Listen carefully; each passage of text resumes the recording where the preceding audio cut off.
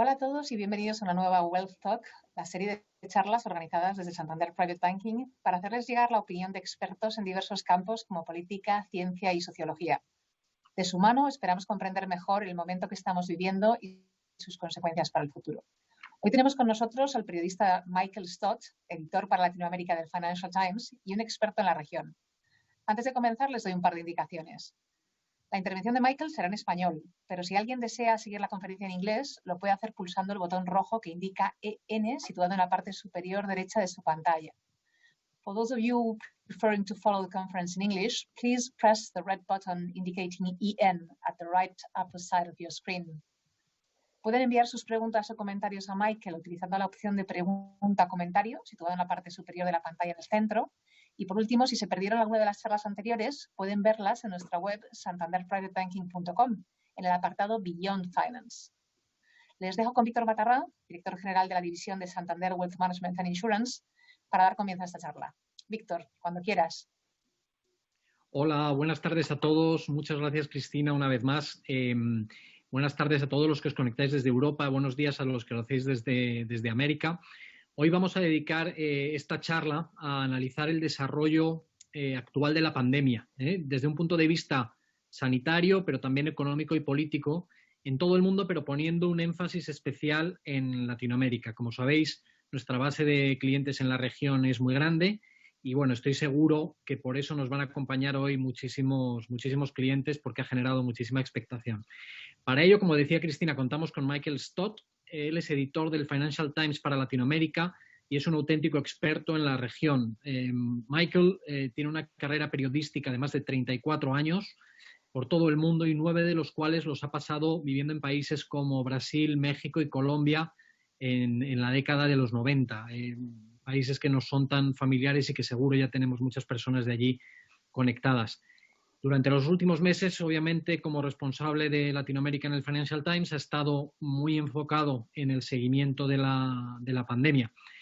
Entonces, sin más preámbulo, Michael, bienvenido. ¿Qué tal todo? ¿Cómo estás? Hola, Víctor. Muchísimas gracias por la invitación y un gran saludo a todos los clientes de Santander que están acompañándonos. No, muchísimas gracias a ti. Bueno, además, yo creo que además de todo lo que ya he comentado, mucha gente no sabe que además tu padre es virólogo, ¿no? Por tanto, todo este tema de las pandemias es algo que yo creo que has debido tener en casa durante más tiempo de lo habitual y más cerca de lo habitual, ¿no? Es cierto, Víctor. Yo crecí un poco con los virus, se puede decir. Mi padre pasaba horas largas en el laboratorio, a veces me invitaba a los fines de semana y me recordó cuando conversamos reciente que él incluso estuvo investigando los coronavirus en los años 70. Porque es una familia de virus conocida ya, o sea, no es una familia nueva.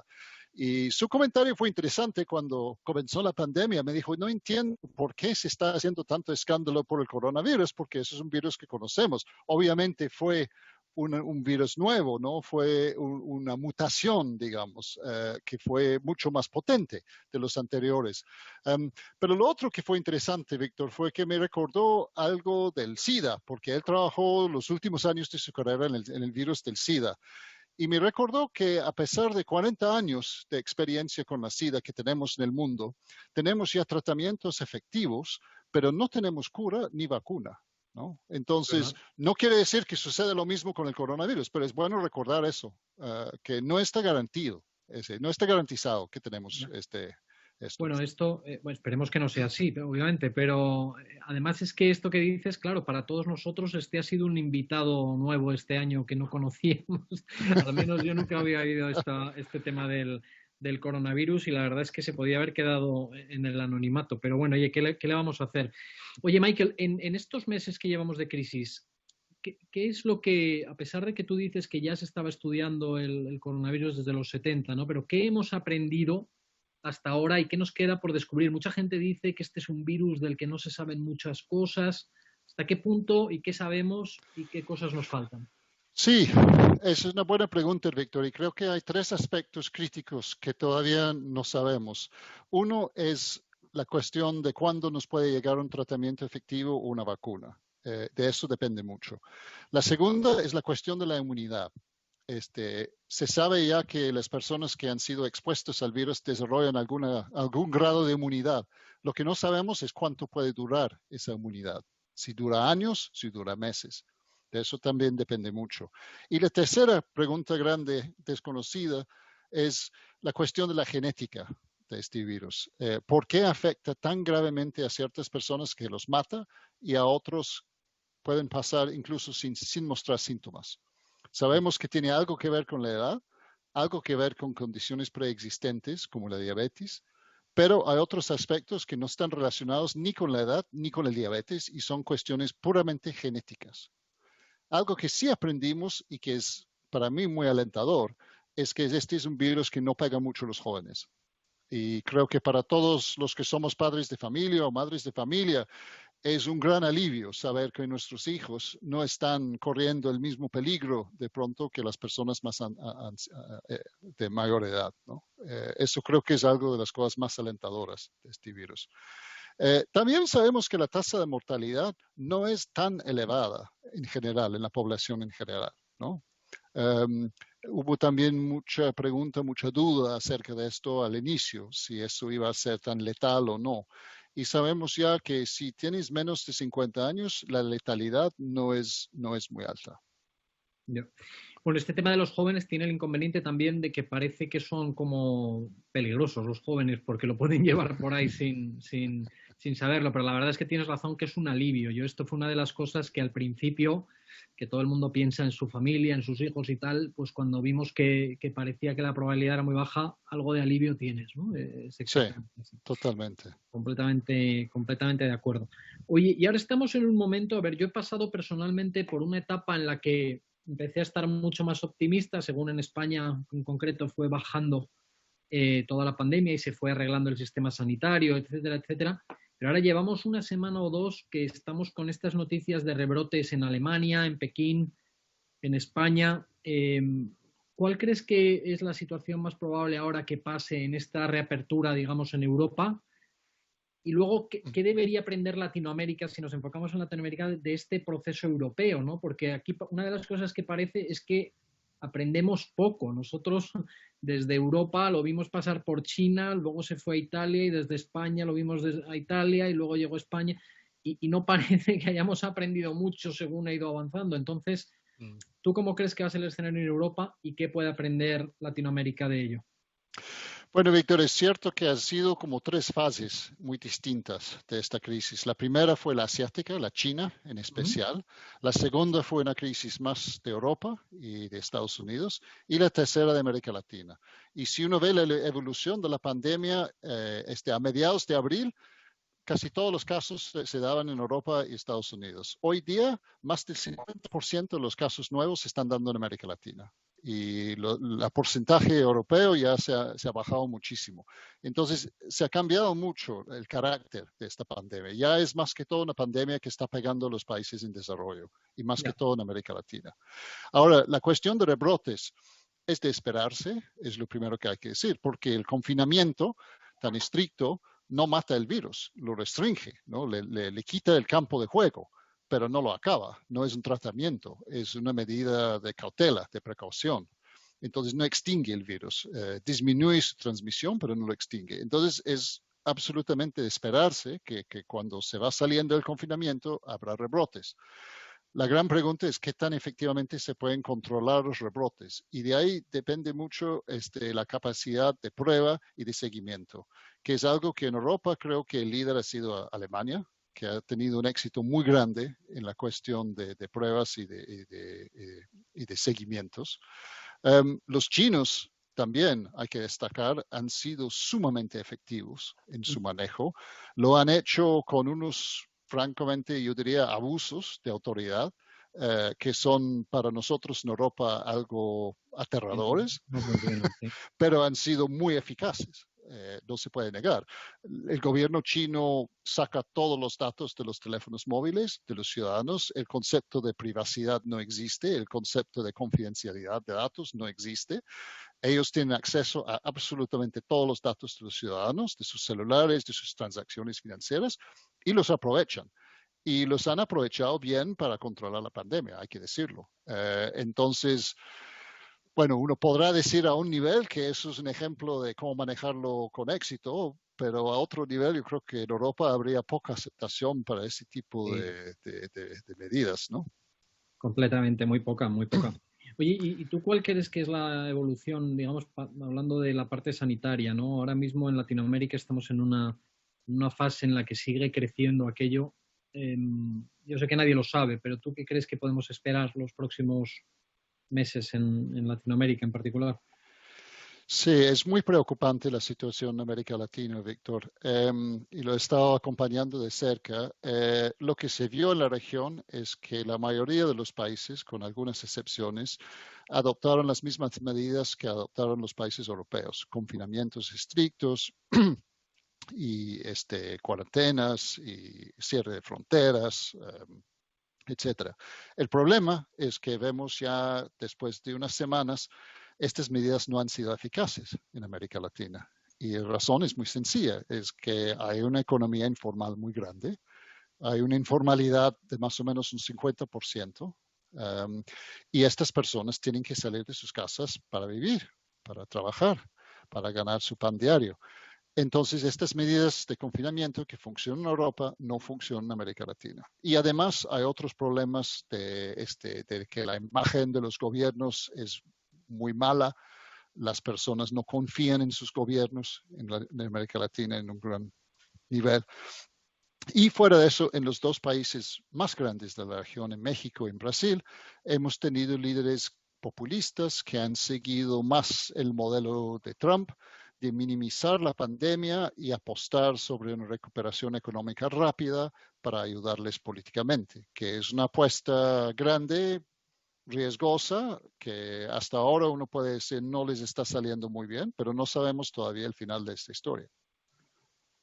Está claro, está claro. Oye, hiciste una entrevista hace poco al presidente de Ecuador, a Lenín Moreno, que decía que esto era como la Primera Guerra Mundial, me parece que fueron las palabras que usó. ¿Tú crees que esto se puede comparar con una guerra? ¿Cómo lo caracterizarías? Es una pregunta interesante, Víctor, porque Lenin Moreno estaba hablando en el sentido de que para él esto fue la primera vez que el mundo entero estaba siendo afectada prácticamente en el mismo grado por algo, mientras que en las llamadas guerras mundiales realmente fueron más que todo guerras entre Europa, Estados Unidos, en la segunda algo de Asia, pero América Latina y África, por ejemplo, participaron muy poco. Entonces él estaba hablando en ese sentido. Ahora, a otro nivel, el uso de guerra para hablar de esa pandemia me parece poco apropiado. Es algo que les gusta mucho a los políticos, por razones obvias. Pueden ganar apoyo si hablan de unificar el pueblo detrás de ellos contra un enemigo. Pero cuando estamos viendo el impacto económico de la pandemia, pues realmente no se puede comparar con la guerra. Por una razón sencilla, en las guerras hay una destrucción física de infraestructura, de edificios muy grandes, y por lo tanto, después de una guerra hay una necesidad de reconstrucción muy grande. Las pandemias no son así. Las pandemias tienen un efecto fuertemente depresivo sobre la actividad económica, pero no hay destrucción de infraestructura, no hay destrucción de edificios, y por lo tanto tampoco hay reconstrucción. Y hay otro aspecto más importante que hay que destacar, que es que en una guerra tú declaras la victoria, tú vences tu enemigo, hay un momento de cese de fuego y tregua, y ahí se acabó. Desgraciadamente la pandemia no va a ser así, ¿no? Va a ser una serie de batallas, algunos ganamos, otros perdemos, hay rebrotes, es una campaña larga y sangrienta. Pero Se parece más a una guerrilla, diría yo, que sí, una pero es guerra. muy curioso porque es verdad que se usan no solo esto, pero se usan muchos términos bélicos Sí. en este tema, ¿eh? Si la escalada, la desescalada, o sea, hay un montón de términos aquí que se utilizan. Oye, si pasamos un poco de la parte sanitaria a la parte económica, ¿cuáles crees que son, si miramos primero a nivel mundial, si quieres, cuáles podemos esperar que sean los efectos de esto? ¿Crees que ya se empieza a tener visibilidad sobre los próximos 2 o 3 años? Hemos hablado mucho de la V, de la U. ¿Dónde crees que estamos? Ahí depende mucho de dónde estás en el mundo, Víctor. Yo creo que en China sí estamos viendo un B bastante marcado. Uh-huh. En Europa se parece más una U y en América Latina hasta ahora más bien una L. Entonces, yo creo que sí, los próximos 2 o 3 años se ven muy diferentes dependiendo de dónde estás en el mundo. Y eso también lo vemos en los datos del Fondo Monetario, ¿no? Que esta semana publicó sus últimas encuestas y está previendo para este año, increíblemente, que China todavía va a crecer un Sí, lo he 1%, visto. ¿no? Increíble. Y el año entrante, 8% de crecimiento en China. O sea, los chinos muy poco afectados. Y al otro extremo, América Latina, muy pegado, una recesión de 9% de este año, 9,5%, y el año entrante una recuperación débil de 3,7%. Entonces, el efecto es muy variable, ¿no? Dependiendo de dónde estás en el mundo. Sí, yo tengo ahí una cierta esperanza de que hay un tema de timing, ¿no? De que cuando estás muy al principio ves una L, cuando estás más en medio ves una U y cuando estás ya más avanzado ves una V. Espero que sea algo de eso, pero es verdad Ojalá. que ahora mismo tiene esa pinta, tienes toda la razón. Oye, entonces, Latinoamérica, ¿tú crees que en ese sentido esto se enfrenta a otra década como los 80? ¿Qué tipo de respuesta tenemos que esperar de instituciones como el Fondo Monetario Internacional? ¿Dónde ves ahora mismo Latinoamérica? Bueno, he estado hablando mucho con economistas y con los dirigentes de los organismos multilaterales como el Fondo, Víctor, en los últimos tiempos, también con ministros de finanzas de la región. Y diría que dentro de la región, los políticos, los gobiernos en general, en su mayoría, están haciendo todo lo posible para combatirlo con medidas fiscales y monetarias extraordinarias, ¿no? Paquetes muy ambiciosos como el chileno, por ejemplo, o el peruano. Um, la notable excepción es México, cuyo gobierno ha decidido que la respuesta ante la pandemia es más austeridad y no quieren aumentar el gasto, lo cual es sorprendente, diría yo. Pero en su mayoría están haciendo lo posible. El problema es que América Latina venía muy débil a esta crisis, Víctor. Llegaba muy débil, llegaba en estado muy mal. O sea, un banquero me habló de que el continente tenía muchas condiciones preexistentes económicos. Que sabemos que no funcionan bien con el virus. Exactamente, exactamente. Sí, desafortunadamente. Eso es lo que estamos viendo. Qué barbaridad. Oye, y Estados Unidos, porque al final siempre Latinoamérica tiene ahí una relación muy intensa, ¿no? Sí. Con Estados Unidos. ¿Esto cómo lo ves? Tenemos elecciones en noviembre. ¿Cómo ves un poco el papel de Estados Unidos en todo esto? Bueno, la crisis ha sido una crisis muy mala para Estados Unidos. No ha sido coherente en su respuesta al virus. Ha sido una respuesta caótica. Ha habido mucho desacuerdo. No ha habido un gobierno eficaz. Trump claramente está apostando todo sobre una recuperación rápida económica que le permitiría una reelección. Hasta ahora uno diría que esta respuesta no le está funcionando muy bien, pero nos quedan todavía unos meses, ¿no? Antes de las elecciones. Puede que haya una recuperación fuerte que le ayude, pero en este momento uno tendría que decir que la apuesta no le está saliendo bien. Es parecido a la situación en Brasil, donde Bolsonaro ha hecho la misma apuesta, una apuesta sobre recuperación económica y minimizar la pandemia, y igual no le está funcionando muy bien. Tiene un virus descontrolado y una población que no está contenta. Pero hay que ver cómo termina la historia, Víctor, ¿no? Estamos apenas a medio camino. Oye, y tú que estás ahí en Londres, Europa, UK, el Brexit, ¿cómo ves ese lado del mundo?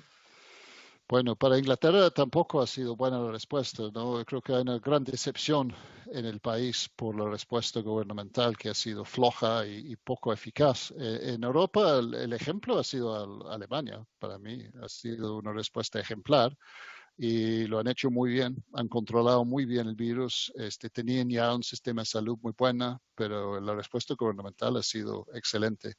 Y creo, lo otro interesante en Europa, Víctor, es que creo que podemos aprender algo de los suecos, que adoptaron un enfoque diferente. No se decidieron por un confinamiento estricto.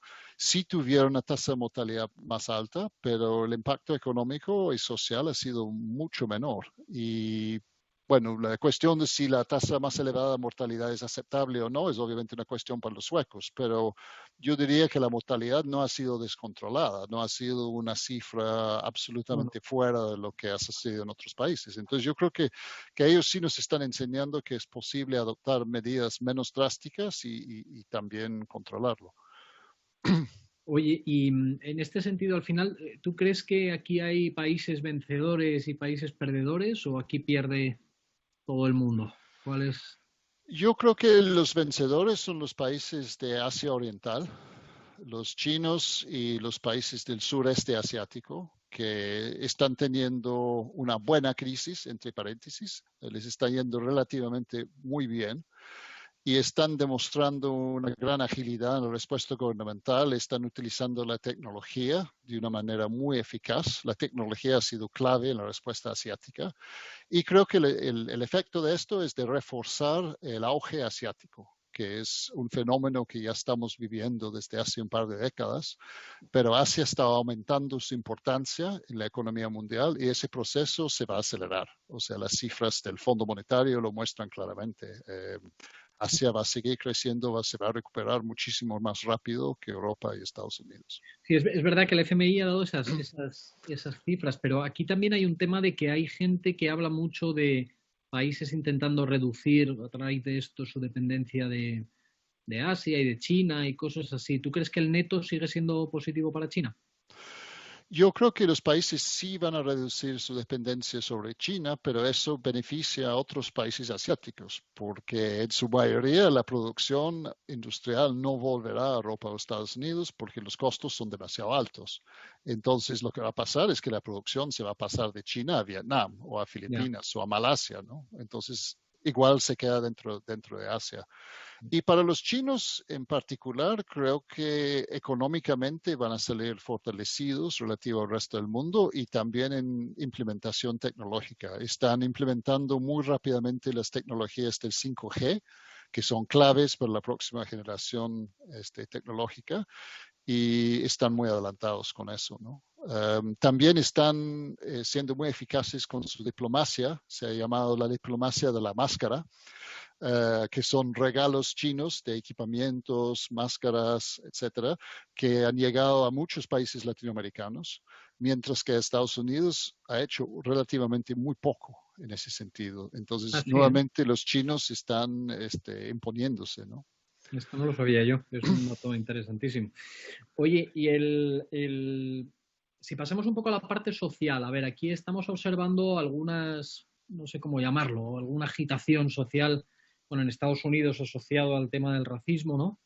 Sí. Yo creo que, bueno, en Chile lo teníamos antes del coronavirus, estaba lo que llaman el estallido social allí. ¿Tú crees que esto va a llevar, o sea, estos temas son porque como digo, Chile estaba antes que el coronavirus y lo de Estados Unidos está asociado con el racismo que en principio no tendría que tener mucha relación con el coronavirus, ¿no? Pero ¿tú crees que esto lleva lugar a que vamos a ver más de esto o son dos temas aislados? ¿Cómo lo ves?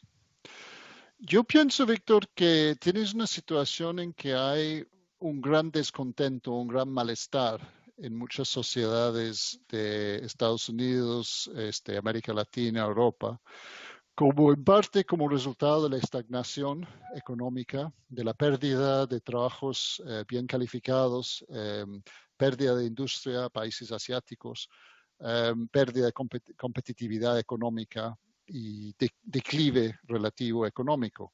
Entonces tenías muchos perdedores dentro de las sociedades y gente descontenta. Entonces ya dentro de ese descontento llega el virus que empobrece más y que reduce aún más las posibilidades para el futuro. Entonces para mí es como la chispa que enciende un poco, ¿no? La candela que enciende a toda esa cantidad de material combustible que ya estaba ahí acumulado. Eso es como yo lo veo. Entonces creo que a futuro lo que estamos viendo es mayor inestabilidad social, mayor riesgo de disturbios, de agitaciones, amplificados, por cierto, por los medios sociales, que tienden siempre un efecto amplificador en todo eso. Totalmente. Oye, si nos vamos un poco más a la parte más empresarial, ¿no? Y hay una parte aquí que afecta mucho bueno, en particular a España, pero también a Latinoamérica, ¿no? O sea, aquí empieza a haber algunos sectores muy afectados, como por ejemplo el transporte, ¿no? Sí. ¿Cuándo crees que, bueno, si crees que llegará la normalización del transporte y cuándo crees que esto empezará a ser más normal, ¿no? Porque parece que Europa este verano pues va a ser Europa y la zona Schengen sí que nos vamos a poder mover, pero incluso UK se queda algo más aislado y bueno, ya si piensas América, pues en principio completamente, ¿no? ¿Cuál es tu opinión de esto? Sí, creo que para el transporte aéreo, Víctor, es especialmente difícil, ¿no? Tiene varias razones, o sea, el riesgo de traer infecciones, nuevas olas de infecciones de afuera, el riesgo también de personas en lugares muy confinados, como son los aviones, el riesgo de contaminación dentro de aeropuertos, donde se mueven grandes números de personas. O sea que son todos riesgos inherentes al transporte aéreo, que son muy difíciles de manejar. Por lo tanto, yo pienso que va a tardar mucho la normalización del transporte aéreo.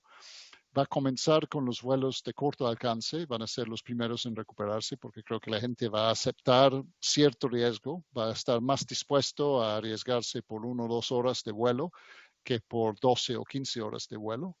Y además el riesgo es menor si son distancias más cortas y los planes, si es necesario, pueden cambiarse a última hora más fácilmente si son distancias cortas. Entonces yo creo que la normalización viene primero en los vuelos de corto alcance, viene lentamente, no solo por el miedo de la gente, el miedo de los gobiernos, sino también porque hay menos dinero en circulación, tanto por las personas como para las empresas, ¿no? Las empresas también han sido muy golpeadas y necesitan economizar lo más que puedan en este momento. Entonces, creo que hay muchas razones por las cuales el transporte aéreo va a tardar muchísimo en normalizarse. Eso puede ser varios años, yo creo. Bueno, aquí la verdad es que yo creo que sí, que se juntan varias cosas, ¿no? Porque tú podrías esperar incluso que la gente, que hubiera un clamor popular a viajar, pero no lo hay tampoco, porque la gente, entre que a algunos les da algo de miedo y a otros que tienen la economía personal tocada, pues no se produce eso, ¿no? Eso es así. Oye, y en los mercados financieros, porque ahora, claro, está hablando todo el mundo, en Estados Unidos estamos como también cerrando la V, ¿no? En el mercado financiero, pero pues ya están empezando a hablar de si está todo sobrevalorado porque realmente la economía no repunta, etcétera, etcétera. Y los indicadores económicos pues siguen mal, ¿no? Entonces, ¿cómo debemos interpretar esto? Un mercado tan alto o volviendo a estar alto frente a los económicos, ¿aquí queda recuperación o se nos está calentando aquí un poco la burbuja del mercado? Es una buena pregunta, Víctor. Creo que hemos visto una recuperación en los mercados financieros muy extraña, muy poco creíble. Es cierto que creo que fue el 8 de junio que el Standard & Poor's 500 llegó a su nivel de comienzos de año, que es un dato increíble cuando uno piensa en los enormes daños económicos que trae la pandemia, que ya los estamos viviendo todos, ya los vemos en nuestras empresas, en nuestra vida diaria, en las encuestas, en las previsiones económicas, pero sin embargo el mercado está prácticamente a su nivel de comienzo de año. Ahora, hay que destacar, es una recuperación irreal.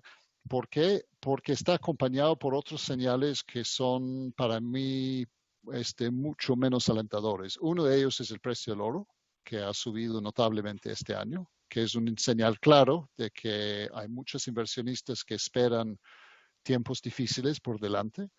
Y otro por los rendimientos de los bonos gubernamentales, que han caído nuevamente a niveles históricos por la enorme ola de liquidez que han soltado los bancos centrales, ¿no? Entonces estamos viviendo unos mercados, yo diría, muy artificiales, de hecho, por el estímulo de los bancos centrales y donde los señales normales que nos dan son mucho más difíciles de interpretar que normalmente. Y lo último que hay que destacar es que esa recuperación en los valores americanos está muy empujado por los tech stocks, ¿no? Por las acciones tecnológicas que han sido los grandes ganadores de esta pandemia, los FANG, ¿no? Los Facebook, Amazon, Apple, Google, etcétera, que han tenido un auge espectacular. Pero detrás de eso vemos que el desempeño de otras empresas industriales, banqueras, ha sido mucho menos fuerte que estas, ¿no? Así es, así es. Oye, Michael, voy a hacerte yo aquí una última pregunta porque ya tenemos bastantes preguntas que están llegando de nuestros clientes y amigos que están conectados. Tenemos a más de 600 personas en este momento escuchándote y te están mandando aquí muchos saludos desde varios países. Pero antes de ir a ellos, una última pregunta por mi lado. Tiene que haber alguna oportunidad de todo esto, ¿no? Porque es todo muy negativo. ¿Tú cuáles Claro crees que que hay son oportunidades, las Víctor. oportunidades? Por supuesto que hay oportunidades y es importante destacarlos. Los ganadores han sido las empresas tecnológicas, pero no solo ellas, han sido también las empresas de retail online y también las de salud, sobre todo de tecnología de salud, que les ha ido supremamente bien en esta crisis, espectacularmente bien. Las empresas de entretenimiento online como Netflix, que Netflix ahora tiene una capitalización de mercado mayor que ExxonMobil, que es un dato increíble. La mayor petrolera del mundo ya Increíble. vale menos que Netflix. Entonces, sí hay ganadores y dentro de América Latina también. Mercado Libre, el Amazon de América Latina, como lo suelen llamar, ha sido una empresa que se ha lucrado muy bien con esta Y ya crisis. tenía una trayectoria espectacular y ya con esto ha sido, ¿no? Sí, sí, sí. Entonces sí hay ganadores. Y otro que hay que destacar son los fintech de la región. Ualá, que es un fintech argentino, Nubank, el fintech brasileño, les ha ido muy bien en esta crisis también. Entonces sí hay ganadores. Sí, sí, todo lo que sea digital, electrónica, sanidad, la verdad es que ha sido donde se ha visto el mayor empuje, ¿no? De hecho, Sí. nosotros en nuestra parte de inversiones, toda la parte de inversiones temáticas que había, estaban muy posicionadas en este tipo en este tipo de sectores y han sido las inversiones que claramente han Claro. ganado, ¿no? Oye, paso aquí algunas preguntas que nos están haciendo, que veo aquí alguna interesante. Me dicen desde México. Sí. Dicen, oye, ¿hay algún país latinoamericano que crea que lo está haciendo especialmente bien en el control de la pandemia? Porque es bastante negativa la visión. No, sí hay, sí hay. Lo que sucede es que es uno de los más pequeños y se llama Uruguay. Ah, sí. Uruguay ha manejado espectacularmente bien la pandemia. Ha tenido muy pocos casos, lo controló supremamente bien y la clave ahí ha sido un sistema de salud estatal muy buena, ya de por delante, una administración eficiente y además la confianza de los ciudadanos en su gobierno, ¿no? Entonces ha sido una respuesta ejemplar en América Latina. O sea, sí lo hay, pero es un país pequeño. Está claro. Bueno, de hecho, la segunda pregunta era un poco eso, ¿no? ¿Cuál es el impacto en los países pequeños? Y luego lo asociaban a que hay mucho turismo entre estos países más pequeños de Latinoamérica. Y si crees que esa parte, al menos más regional, digamos, si se va a reactivar antes o si crees que va a tardar todavía mucho. Es posible. Y es verdad que hay que destacar que Uruguay no es el único que le ha ido bien. Paraguay también ha sido bastante exitosa. Costa Rica le ha ido bastante bien. Y si vemos los países mayores, Colombia ha tenido un manejo bastante exitoso, aunque el número de casos sigue subiendo, pero no de forma descontrolada. Argentina obviamente tuvo un cierre de actividades muy drástica, el número de casos se controló, pero sigue subiendo. Lo que ha sucedido en estos países es que muchos han tratado de hacer todo bien, ¿no?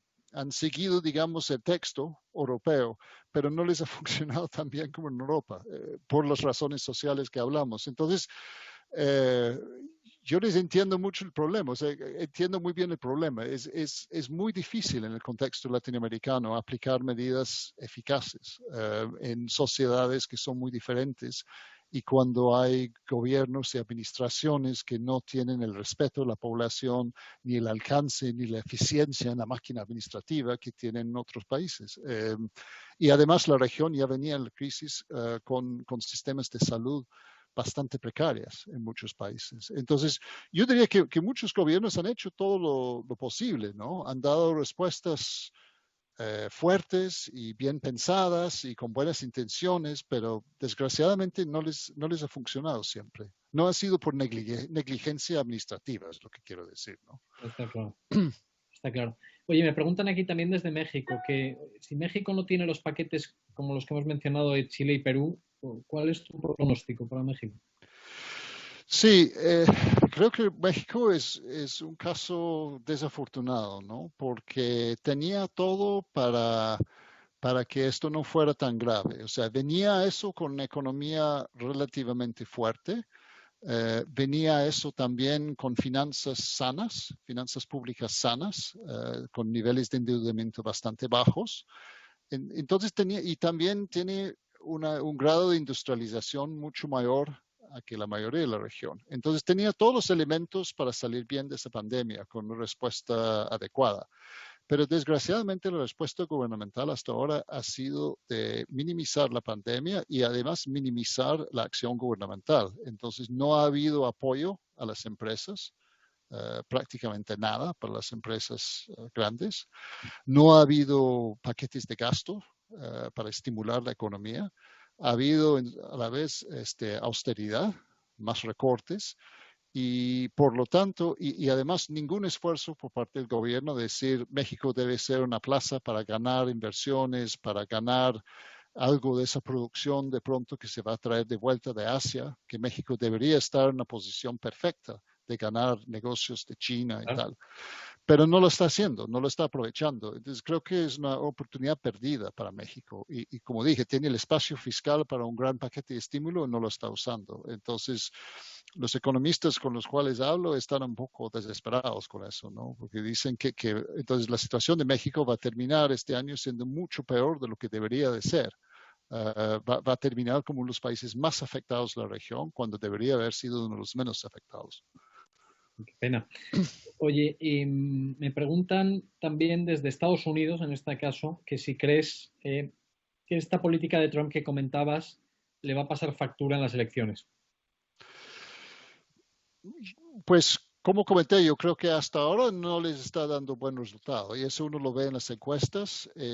Tiene las peores encuestas para un presidente que está buscando reelección desde Jimmy Carter.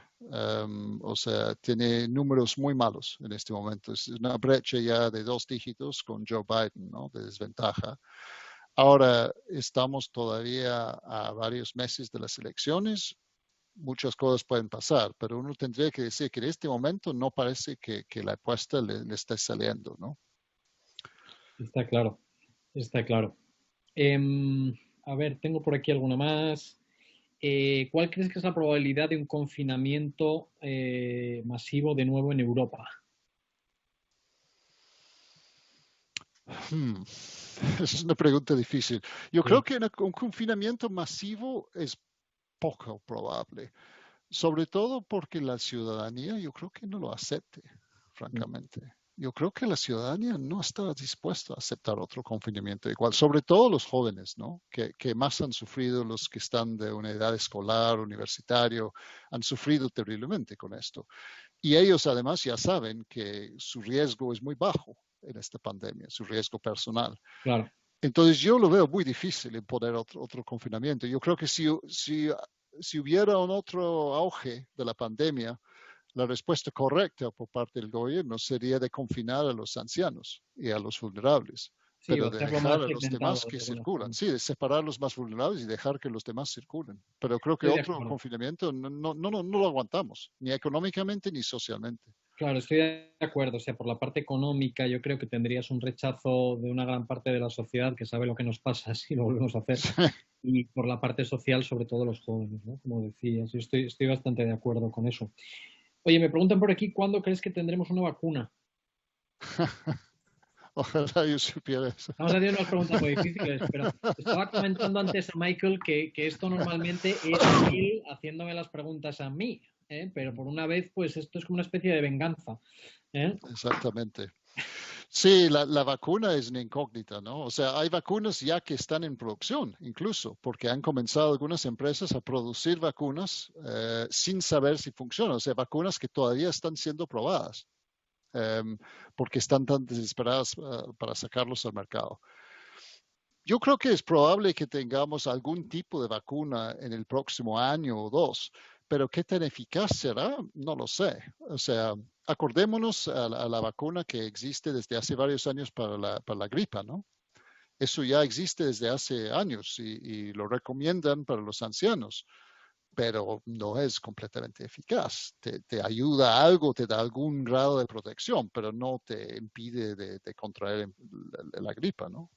Las personas Esto siguen no sé si tú lo contagiándose. sabes, pero con las vacunas de la gripe en general, lo que ocurre ahí es que de repente te vacunan, pero luego resulta que la cepa que toca ese año no es la misma que la que te han Exacto, vacunado, entonces no sirve. ¿Esto también. sería igual en este Sí, caso? sí, sí, bien puede ser, bien puede ser.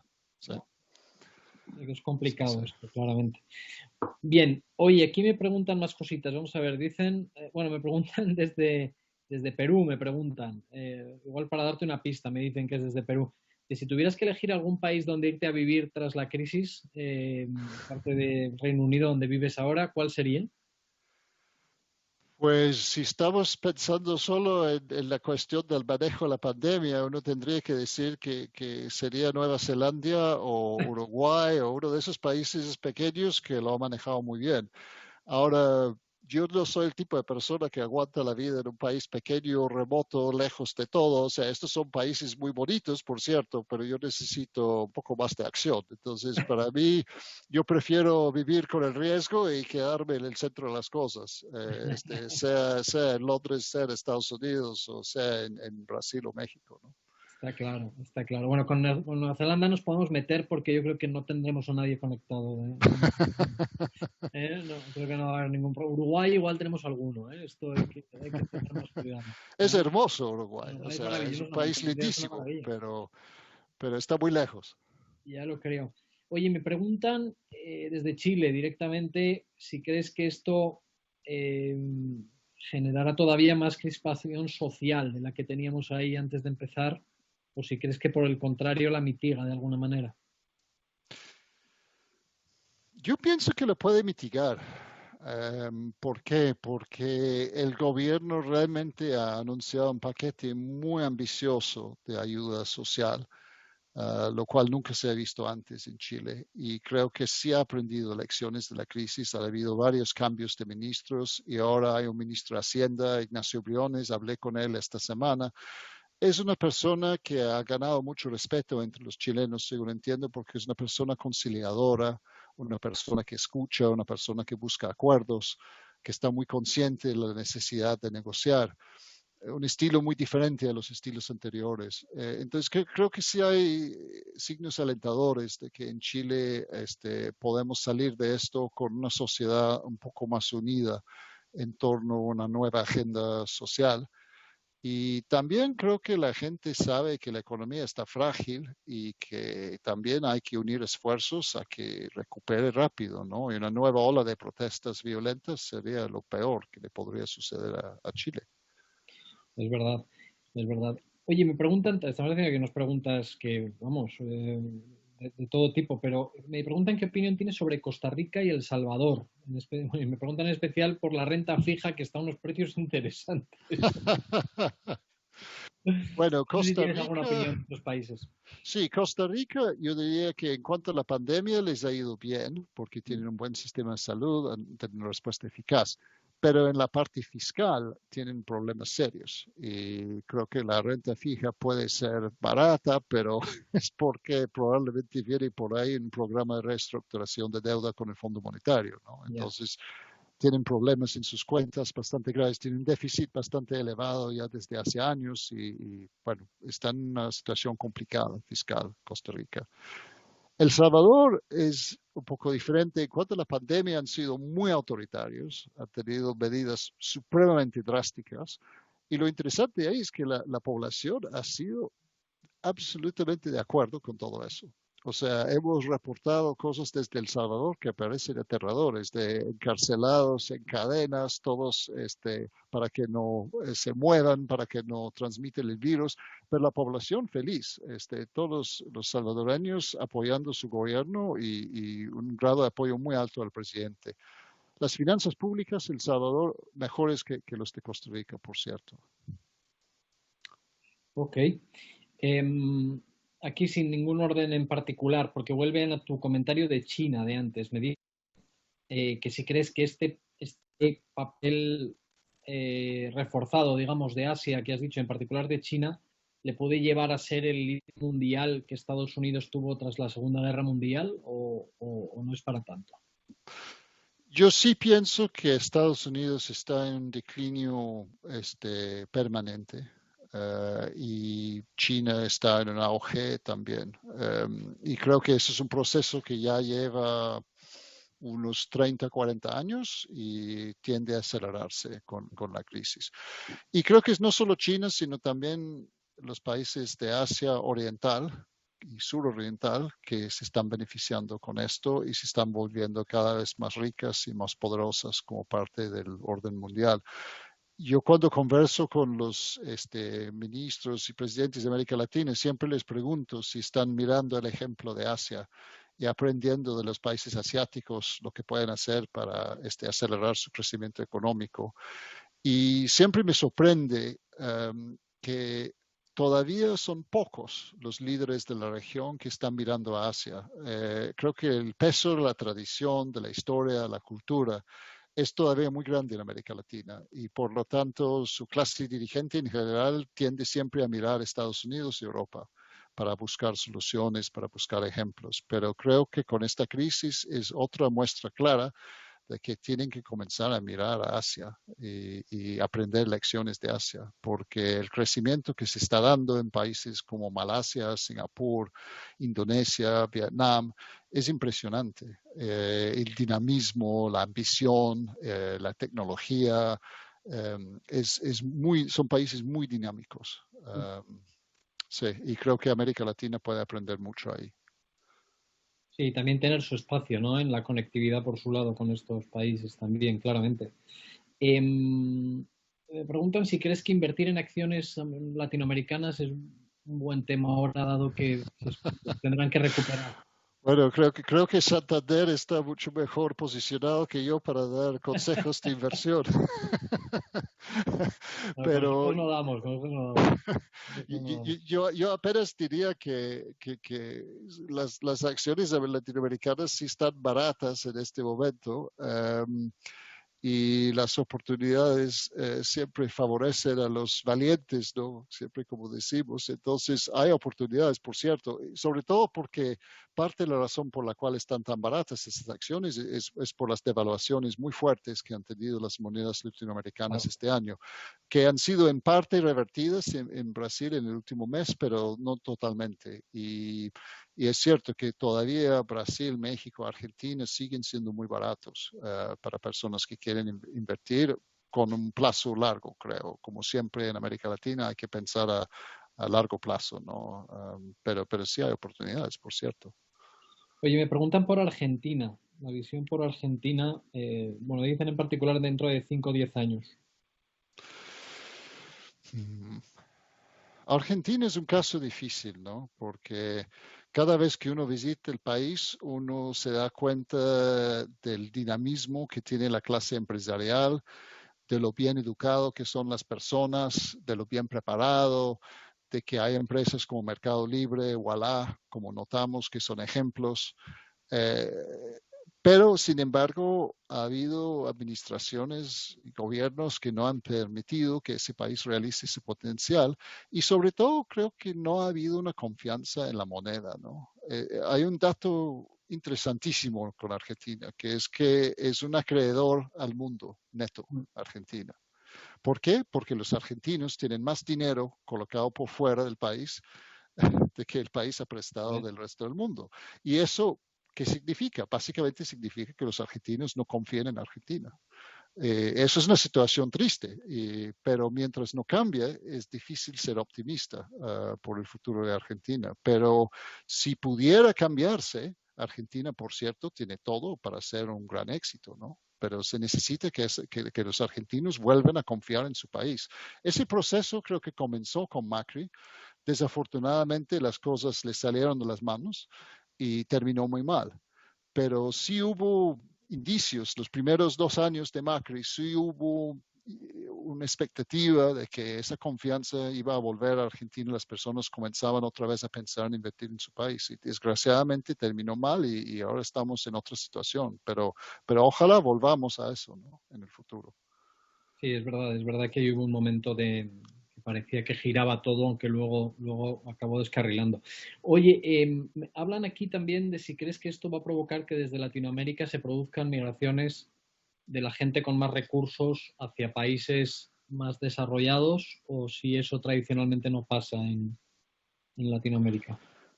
Yo creo que las grandes migraciones hacia el norte probablemente no. Yo creo que porque ya no están bienvenidas, en primer lugar, ya las fronteras se han ido cerrando, hay mucho menos posibilidad.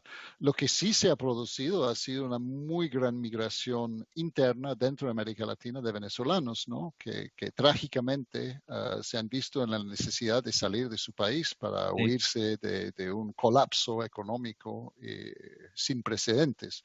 Entonces, sí es el caso que hay 5 millones de venezolanos fuera de su país.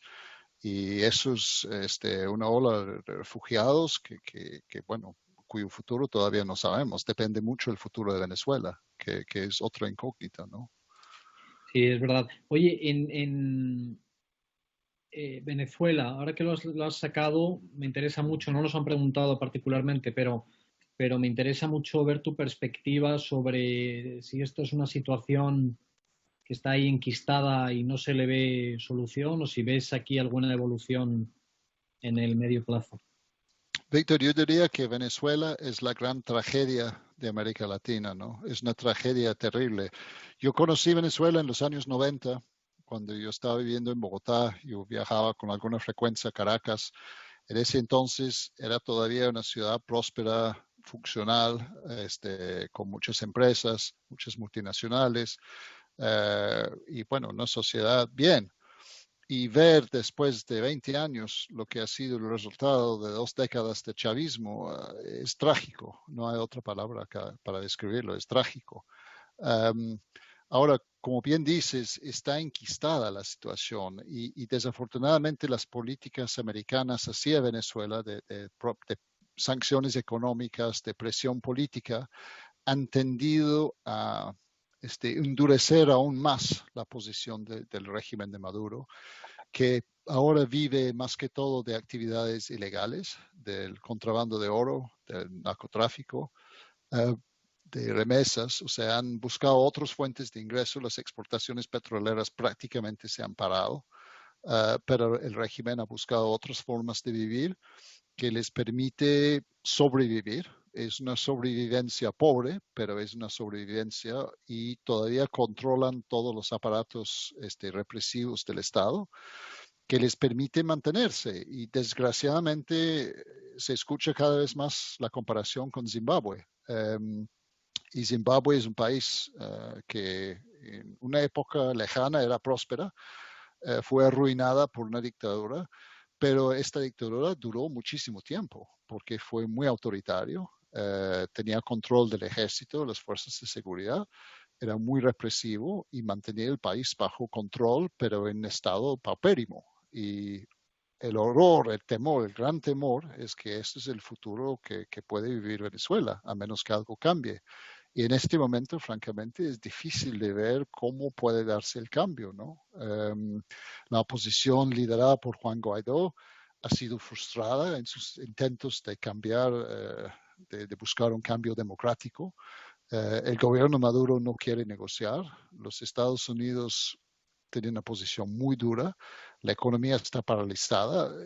Los rusos y los chinos no han quitado el apoyo. Irán sigue apoyando también a Maduro. Es difícil ver cómo eso puede terminar. Muy difícil ver cómo está la salida. Sí, no tiene muchas perspectivas en este momento, la verdad. ¿Europa tendría que decir algo ahí o no? ¿O le queda demasiado lejos? Los europeos han intentado mediar. Los noruegos invitaron los dos lados una serie de charlas el año pasado, apoyados por los europeos.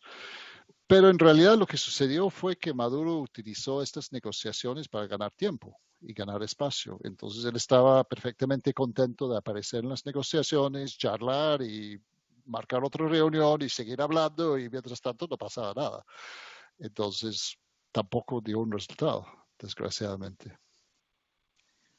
Oye, aquí tengo una última pregunta sobre el turismo, que bueno, yo creo que había muchas cosas relacionadas con el turismo porque le preocupa mucho a mucha gente, ¿no? Pero me decían que ahora en este momento está habiendo un debate grande entre abrimos al turismo y recuperamos la economía o mantenemos cerrado para no contagiarnos. La pregunta es, con todo este debate que está habiendo de en qué condiciones se puede abrir el turismo, si tú crees que hay algunas medidas que sean eficaces y que te permitan hacerlo. ¿Cuáles serían las condiciones de todo lo que tú has visto en los diferentes países que crees que permitirían hacer un poco una apertura algo mayor al turismo? Sí, Víctor, yo creo que no cabe duda de que hay medidas que uno puede tomar para mitigar los peligros de infecciones para los turistas, ¿no?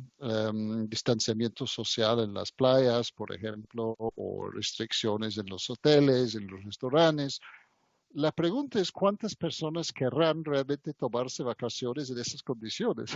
Totalmente. Sí. Totalmente, porque no apetece mucho, ¿no? Exacto, no apetece mucho. Sí. No apetece mucho. Y creo que mucha gente simplemente va a decir, yo voy a esperar un año a que las cosas se normalicen para poder tener unas vacaciones más agradables y no gastarse el dinero en algo que no va a ser una experiencia muy agradable, ¿no?